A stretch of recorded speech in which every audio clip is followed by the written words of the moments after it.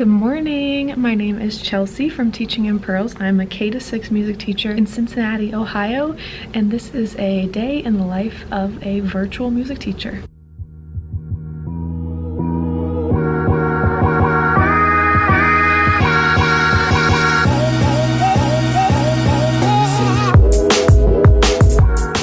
So today is going to be interesting because this evening there is a school board meeting and we're going to find out if on the 28th, today is the 14th, so 2 weeks from now, if on the 28th we will be returning to hybrid learning or continuing virtual 100% learning. And I don't know, I have mixed feelings about both. I feel safer with virtual. We're getting the hang of it. We just finished week 2 and I feel like week 2 is so much better than 1. Almost all of our kids are getting on, they get it. So I feel like switching it up again to a different format that's equally as confusing is, I don't know, but I do want to see the kids in person. I feel pretty safe about how the hybrid would be set up because we'd only have like 8 to 14 kids in each classroom because they would only come 2 to 3 days a week, and then half the class is there 2 to 3 days, the other half is there the next 2 to 3 days. So we'll be able to spread 6 feet apart. That's not that many kids. They'll all have their masks on the whole time. We'll have our masks on the whole time. So I feel pretty safe about that. I know they partner with like the local hospital, the children's hospital, to make all their decisions. So hopefully it is, whatever decision is made is safe for all of us and our students, but it'll be interesting to find that out later. But before that happens, I have a whole day ahead of me. I teach, which grades do I have today? 3rd grade, 1st grade, and kindergarten today. And as soon as I walked in, someone asked for my help with a tech thing, so I'm gonna put my mask back on and go help a colleague. Tomorrow is the official first day of Hispanic Heritage Month, so I'm starting celebration today. For K-3, we are gonna start with this lovely video from Sesame Street that I love. And even my 3rd graders will like it because they'll be like, ah, Sesame Street, but secretly they'll enjoy it. Then this little Sesame Street dance video. We won't do the whole thing, but teaches you how to dance, and it stops to have little videos in between where they're counting in Spanish and things like that. It's very, very lovely. And then the song March of the Ducks from Quaver. Somos patos, patos, somos. Wow, that's the first time I've sang in like 4 days. That sounded horrible. But anyways, somos patos. I'll teach them the pronunciation first and then we will sing the song. Same thing with bate, bate, chocolate. We will learn the pronunciation and then we will do the song. Very fun.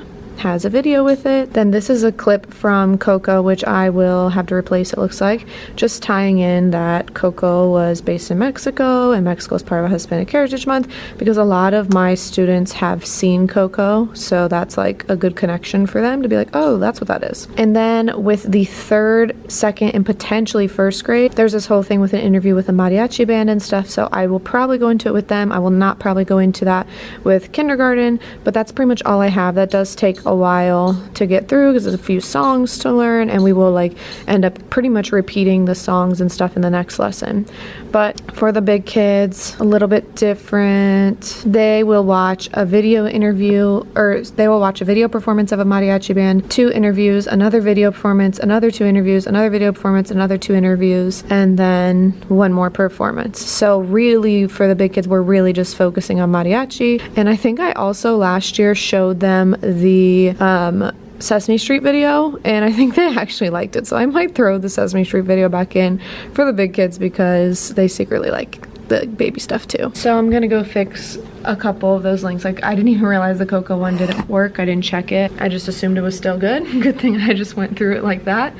And yeah, just getting ready for my lessons, but I'm excited. I love this series of lessons. It's very exciting, especially because I have quite a few Spanish speakers.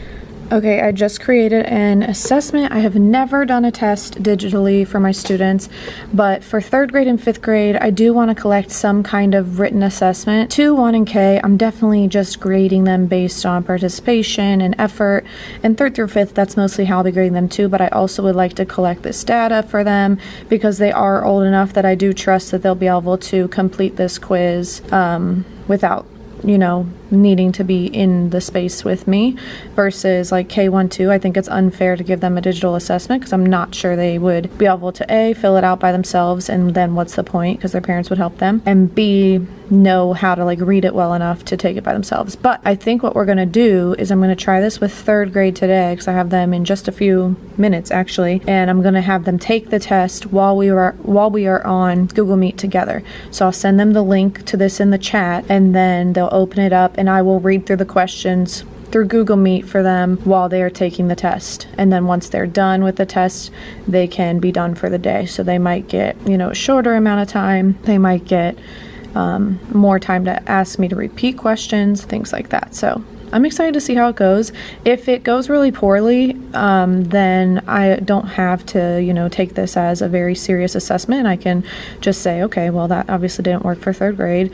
But if it goes well, then I'll use it with my 5th grade, and I can keep this available for the next quinmester I do, and just change the dates of this is a test to review what we learned from whatever to whatever. So it could be nice to be able to recycle it if it does work. This is pretty much what I would include on an in-class test anyways, so I'm excited to see how they do. I'll probably just do a couple things from the Hispanic Heritage Month, and then we'll do this assessment.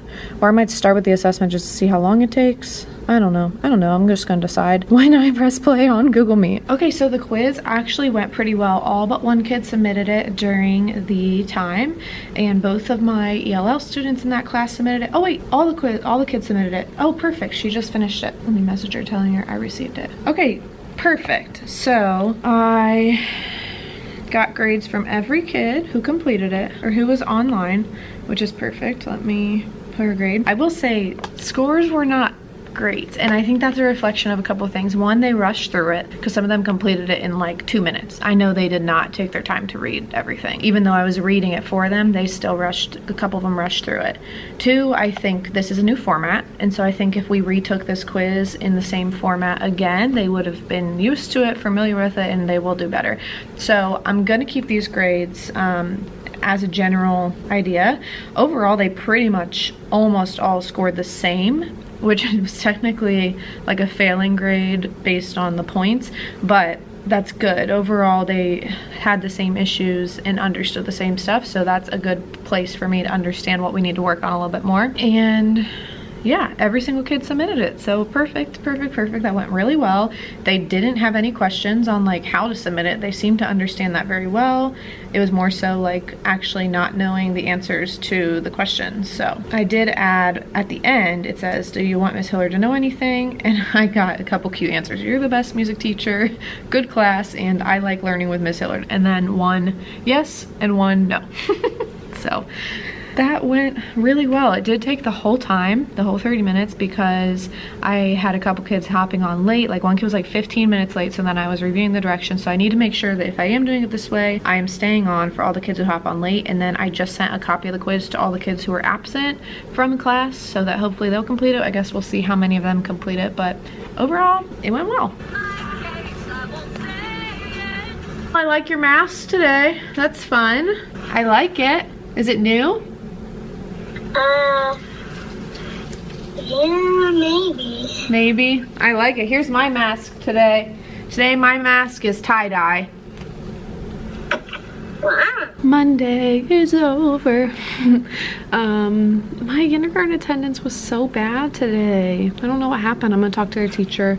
But yeah, I like kind of scrapped my whole lesson plan because there were only 2 kids for the first 15 minutes. Then 2 more popped on, but they weren't like in the camera. Like they were like it was on, but and showing me it wasn't like their camera was turned off. Their camera was on and they weren't there. So I don't know if they were actually in attendance or not. So we just listened to, well, I talked a lot to the 2 that were there early, which is nice because it gave me more time to get to know them. They're brand new kindergartners, and it just gave us a little bit more time to bond and talk about what they like in music, what their favorite songs are. We listened to some Disney compilations as we were waiting for people to hop on, which never happened really. And then I showed them the NPR Tiny Desk concert of Sesame Street, and they liked it. We were just listening and bopping to it, and it was just a chill day where I kind of had to scrap my lesson because I really want them to learn the stuff about Hispanic Heritage Month, and I don't want to teach it to the same kids twice. So it was okay just to have a more bonding day, I guess. But we have a staff meeting today, so I have the next few minutes to get my life together before that starts. Well, just finished up our staff meeting, and now I am officially ready to go. If you like this video, give it a thumbs up. Be sure to subscribe, and I hope you're having a wonderful day wherever you are.